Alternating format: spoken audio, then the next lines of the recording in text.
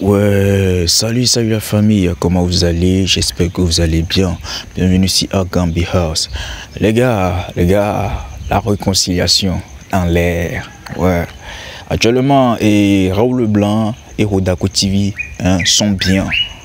Ils sont, comment l'appelle-t-on? Ils sont en bon terme et tout. Parce que Rodako TV a décidé de venir demander pardon à Raoul Leblanc. Voilà, et en plein live. Et puis Raoul Leblanc a accepté dans les conditions et dans les normes. Mais vous connaissez, il y a beaucoup de choses que Raoul Leblanc a rapproché à Rodako TV. Et il y a aussi des choses que Rodako TV a rapproché à Raoul Leblanc. Ce qui a fait qui sont attendus sur la réconciliation. Donc les gars, et sur ce, je ne vais pas beaucoup parler. Je vais simplement vous laisser vous-même regarder la vidéo du début jusqu'à la fin. Parce que il y a eu beaucoup de choses, beaucoup de tiraillements, beaucoup de trucs avant que il y ait cette réconciliation que je vous dis qu'il y a. Donc les gars, je vous laisse regarder la vidéo du début jusqu'à la fin. N'oubliez pas, abonnez-vous pour plus de contenu. On se capte après. Ciao. Nyabena nyekwa shenshami wa dibena nye o groupe a chen ba ya rejoindre groupe a gbedo chon ja rejoindre wa dibena mia pousser luta viticuler c'est le colo wa nyabe garo molia ba bina chikweta wa no la wa te bon moyen vile qui il a battre parce que ai toki mi wa malgré bena a mais ça me devait défaut voir. On a tapé fort tellement que maintenant, à Messia, mais les hijack qui connaît à mer, on y a mené les jolles Togo, voici gars qui fort la zipéadi qui cavana fifia. Aïe du bout, mais tom d'eau nous m'y avait n'y pas. Voir qu'il y a un blog à Messia, mais les pour gagner barrière. Ça marche, donc c'est pour te dire que maintenant, il faudrait que maintenant, bien, on y a un temps, ce bédian, jamais deux parce que il y a maintenant. Zagamo numéro de quelqu'un tapé loin mignon voir jibibi bien que on a désordre réglage avec que peine la tête on a désordre.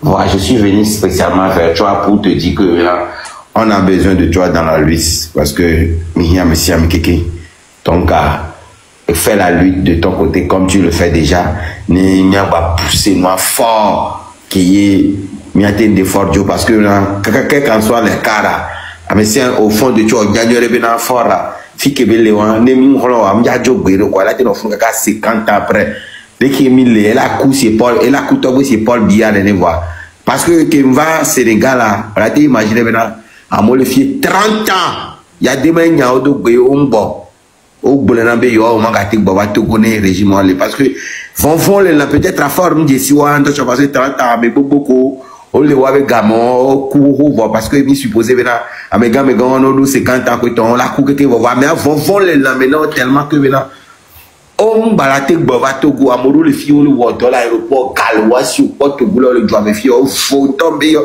Togo le nya me on bien Togo le on y va au moment gâté bova Togo gero de ne me chami orara Raoul milati non de bedi 40 ans mais là au moins junior mele ma va y avoir au moins Togo les Founois il faudrait que maintenant ni la diababa kaka avec Togo vikola on les bédi au donia mais parce que vont ya na on ya to no be yo ya lewo alo ya lewo voa o chom nya ta no wo re yo va lewo de ko ja oro et o Jean-Paul Omolu ni bena c'est parce que o da pour l'Afrique quoi elle est exposée à mono yo vodi que o gbo yo mba ya gbo voir et nous va on be na ejume quoi o java so be na ne gbo ma va lewo la o revire quoi bon la va pas de les prisons de Lomé et Joré Jean-Paul Omoluji et Joré Baba Nana ni sopé mi ame kumeji pour et Joré a Joré donc à mi am collé au vodia c'est très bon am collé les mi am collé Afrique chan mi les hors du danger vite cuire parce que Kingola extradé améré il duré bien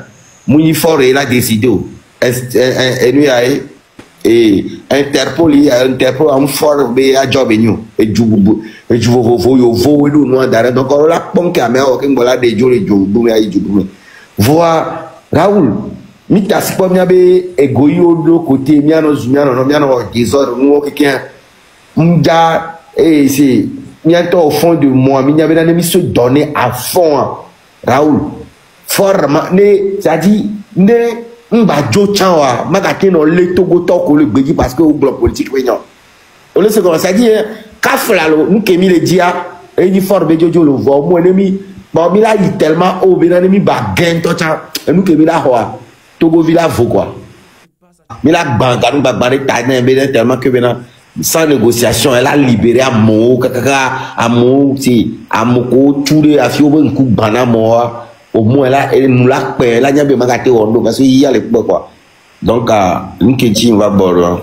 non am les jigo donc dès que chama appelle manière de dénonciation ko to mais ça me peut nous là vous manière collater sur la main chama ça va le résultat que m'a pas terminé dire objectif est fort nejo c'est tout ne m'a te bon parce que amérique m'a pas que sacrifier nous en quand nous amérique là te oser yemi au spirituellement donc voilà ben ya Togo impossible parce que me disais mon donc a un objectif et me fort nejo donc mais elle a mais là beaucoup pour la compréhension. Miato, amna ko ba na hami les commentaires ben bi da sibi mi agbovire. Yo e jaka yo.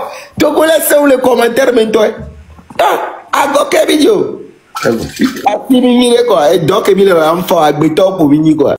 Ferdinand était le cardio, le pauvre Togo vio mi tonton mi le wa dans là ouais parce que nous a monsieur mi anglais il n'y a pas tellement de tempérament le vovo de ko d'accord ouais nya ma wa oui le que me jesi do konya ma wa oui donc a echa ouais ne pas ende jo ami no so mi aro ko tutu gba no do ami ATP ko gba mi apo enu elle avait ko mi na mi pon ne we no elle avait alors que maintenant mais aïe les attaquer mais on sort donc elle mi va aller s'associer à mais les gars au côté le bien donc Ferdinand était le lutte en pendant tu es un grand frère où tu viens tu dénonces les choses tu approuves les choses que j'estime beaucoup parce que tu as un rôle à jouer plus que ce que tu fais parce que mieux qu'on va nous mindo expérience mindo ne peut pouvoir de temps en temps à mon bétal à pouvoir atro yo wa pom po ba america ko no na kameno e mtebe ba le glono e o la no se wa moi nya ma gbamblo c'est quelqu'un qui ne devait pas être en avant pour diriger un truc parce que non il faut revoir et appelle tous ces jeunes qui promouvoir un mais nya ouais so quoi tu es comme un grand frère pour nous et tu maîtrises beaucoup de choses plus que nous on vient on parle c'est parce qu'on a parlé mais où il a joué rôle là et pour que nous on ait Jim Fana monsieur moi non matin donc Ferdinand était au Misefia tu as un rôle à jouer très important plus que ça merci rien que la vérité bien sûr bien mon colonel on se a dit quand même mieux qu'on quoi c'est comme melon et merci beaucoup nyanglo no bisiagbe mais améronia parfois on dit que un être incompris au lycée Gomero. Il y a mon silence ou Gomero. Autant on doit appeler défaut. C'est vrai qu'on doit défaut, il y a vase de cas. On a même mis un caméra ou il y a un matin ou un coup d'homme. Et venant, l'inco matin ou coup d'homme, on a mis un coup d'homme. Et il n'a pas dit, mais pote. Il y a une blessure, les filles, il y a un peuple en temps, et il y a lutte, les inco. Peuple en tant que à le bloquer peuple nous leur donne un peuple là nous peuple on doit travailler sur nous parce que on n'est pas patient avec nos leaders quand quelqu'un est leader alors me dit le moi ça ne veut pas dire qu'il est ennemi automatiquement avec certaines personnes voilà tes deux divergences voilà tes deux là pour la globe chalet n't'en pas mieux de qui mieux de que na mais Togo sous pompon bina à se rallier à l'équipe mais on traite directement la personne de vendu de tout nom et quand nous sommes étiquette moi sommes pira merintia que mieux to qui a les défendre Emila va Emila soutenir la même temps mettre enfoncer dans ma donner mais tellement que mais garde moi amoureux de la lutte à China quoi parce que je le dis tout le temps vous l'avez sans opposant vous boro naïvaï on mimolo voit juste que peut-être parti au pouvoir tant que va glober ami avec on a galé bon et voit la population monsieur be ami on a ga et milano piétina mais ça va voir ça il y a tata directeur et mes femmes parce que il y avait dans le compte le Sénégal et mes femmes et femmes n'avait pour le compte. Et bien, et Menefa. Et Menefa, EFA. Pour dit, c'est quelqu'un qui travaille. Il y a la visibilité, quoi. Le monde est injuste, quoi. À moins donc il y a un quoi à moins les engagé vrai ni bien bloqueur ou que bien mis que bien va d'appa pour à moins il y a interview télé temps la n'y a pas mais au monde chinois Togo to mina mon visibilité mia mi le o mia tosino voilà on a besoin mais il a oh une conférence kaka député CDA Ottawa, j'étais Guy Sagna qu'on va pour le moment, c'est quelqu'un aller la soutenir, donner plus de force de ce qu'elle fait pour promouvoir ce que. Amenez bien le commentaire, mais maintenant c'est le vrai Rodako. Bien mis on a plaque monsieur colonel, ne Rodako là te permettre na maman blanc de canne. J'arrive. Maman les yo. Tati non, ça, bah Tati Rodako.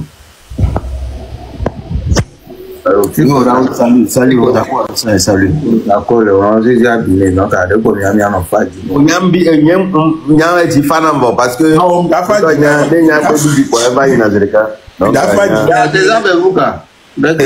salut, ah, ok, d'accord, oh, eh bien, Zaga pour ça, c'est 3 minutes de l'âme soutien. Au quoi là? C'est nous venir dans le groupe mais qu'un boy nous là-bas publiquement. Y'a Zaga a régné venir choco. Voilà, dès qu'un peu d'accord réagir de Dinania personnellement. Ah, tu as au César Beluga. Bon dirait pas pour la bon dirait là. Et nous aussi n'yam blonant au début benare. Blogueur de veut que nous y a déjà m'banya mais que leader. Ah mais si à mentonner ni leader n'est le coup. On se met par exemple n'yam que ça Zaga et perdre le combattant avec quelqu'un. On sait comment donc Amérique penton ni leader Amérique peuple là to les web nous au 5 que les voir ya c'est Fabre histoire qui on considère mais le fait que ben a publié va me concerter groupe alors que oh noir cause de solidarité et nya un peu bizarre voilà beaucoup fait dinalité nous avec voilà que balé ni mais nya recommande bien Rodako ben doser parce que elle a tellement no kamekui elle a causé la neige. Voilà, alors Raoul Nadia. Raoul, il y a un tassin à moi. Comme ça, il y a causé quoi. Et elle a tension, donc il est tignan. Mais là, c'est le Rodako, parce que là, et un kawe. Parce que là, les Togotons domés, quoi. Il y a Américain, ça, on va faire comme un peu pont que biloua. Et voilà, Tommy Zouzou, le fou, c'est le cas. Mais oui, c'est ça qu'a ouvert. Il y a les lives, mais ça, pour vous corriger, c'est le cas. Et d'accord, grave, donc. Au point de Raoul, au lieu de l'emmener faire dîner, il était toi. Mais me choqué, voir, au point de différence que les noms, mais faire dîner, il était un peu plagnant, et le couro yo, au quoi. Il fait partie des gens les plus aimés. Au point maintenant au moins, et un groupe parlo. Voir peuple à soutenir nos commentaires ou les fous. La quoi maintenant. Au point que mes Québec et Wanois, il y a mon reproche à n'importe quel pour me raison. Le jouer hypocrisie quoi. À moi le jouer. Voilà, bien sûr qui. Parce que donc point maintenant c'est et parce que pour beaucoup Américain les hommes nous pouvons y aller même quoi ouais de méthode car que m'a avec les popo quoi on y va mais le groupe avec donc au point d'agbaye voir on m'a dit des ha voir moi c'est comme ça peut-être ça ou erreur voilà nous avec les clés va que m'yam le bidia là donc on va torder cabina les gars mais calmez vous d'accord et d'agbari parce que nous on doit poser au popo d'agba. Et commenter, il va les commentaires. Oh d'accord, n'y a que les bons.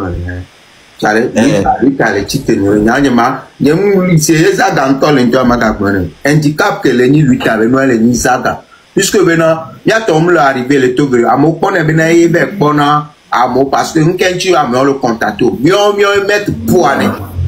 Déjà mis le groupe mais mis dans le profil. Maintenant, il n'y a pas de motivé. Au record, on doit le. Et les joueurs patrons, on y a dit que ça ne peut pas aller. Ah, mais il y a un patron, nous l'ont dirigé à Siga, mais nous, quand on va pas groupe premier. Oh, oh, Ricardo, non, on est bien. Et nous entendons déjà Togo là quoi. Et là, il me domi. Lui, t'as, il est dirigeant, il a contacté, pour le contacter, blogueur au Kikembe, ah, ben, avec le Béala, Yaba, Béléke, Koto, ah, déjà, on le trône, Koto, ni m'a maintenant, ni m'a César, mi matin, ok, mi le titre, mi tester Togo, mi dans le profil. Il y a quelqu'un, mi ouais, quelqu'un, et des cas. Yeah. Il y a des cas, pour moi. Et les soeurs de quoi c'est, il a contacté Tipi, il a banani, il a contacté mi, il a soit c'est vrai que Jambi dit soit que mi soit que il y a pas que mi a été drano ne mi a été de fort mi a tanya bovalo mela. Tiens, mi soit que parce que laissez-nous coller et je partage ton avis à 100%. Sauf que maintenant il y a deux méthodes que les filles à non, les filles à défaut non sous bord, mais si avec des défauts. Il y a pas besoin de dès que mi la té non barre d'un petit peu de ma parce que si que mi donne qui a zaga embe zaga raoul tonye mi la yame dès que forme télé parce que be image à peau on tonye ba gbe to be image non na vevere la ni ba di onya alors raoul et image a mi kaka ne ki be wa ennuyé bon il y en a qui dit même pas ni bien tout d'abord Et voilà, guys. J'espère bien que vous avez tous suivi la vidéo, hein. Vous avez regardé la vidéo du début jusqu'à la fin. Vous avez écouté, vous avez vu, hein, tout ce qui s'est passé, tout ce qui ils ont dit. Voilà. Et moi, je crois bien que c'est la meilleure des choses qui puisse y avoir, hein, dans cette lutte-là. Voilà. Décider de se réunir, décider de s'unir, voilà, pour faire un seul combat, que l'objectif est unique, voilà, c'est-à-dire tout le monde veut atteindre un objectif, voilà. Et si vous avez les mêmes objectifs à atteindre, pourquoi, à quoi ça sert encore de se battre, hein, de se mettre des distances et en faire en sorte que, voilà, et vous ne vous parlez plus ou tout, je sais pas. Tant que vous savez bien que votre combat, c'est le même combat en fait. Donc il n'y a pas des choses à dire que voilà, il y aura des combats, il y a des choses à se combattre. Non, non, non. Ce que vous voulez combattre là, c'est ça, c'est sur ça que vous allez vous concentrer. Voilà. Et vous allez laisser les choses de querelle là à part. C'est tout. Voilà. Vous n'allez pas vous chamailler, vous tirailler à cause du même combat. Impossible. Ça ne se fait pas en fait. Donc c'est une bonne, comme l'appelle-t-on, c'est une très bonne idée, hein, de la part de l'autre là, et de venir demander pardon humblement.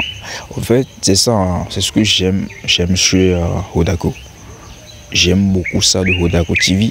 C'est quelqu'un, hein, il voit tout avant en fait. Il veut pas venir de la donne déjà. Et où est-ce qu'il y a un basuna? C'est comme ça. Il y a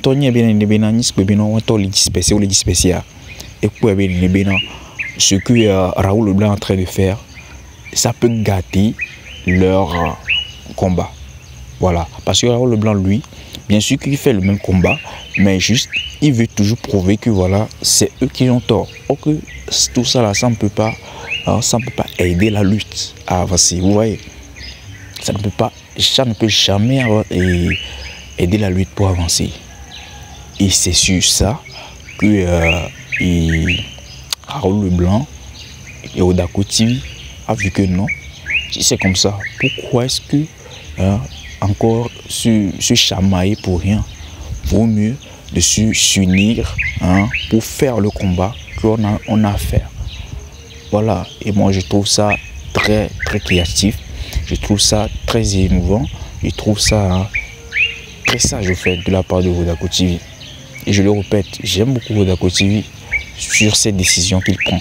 Parce que moi souvent, je ne sais pas, hein, les gens disent qu'il a volé, il a arnaqué les gens, ça je m'en fous de ça. C'est comme Jamie aussi, je le dis souvent, Jamie, comment je connais Jamie, c'est dans ma maman là, tout. Je ne savais pas que je m'étais si intelligente en fait. Vous voyez?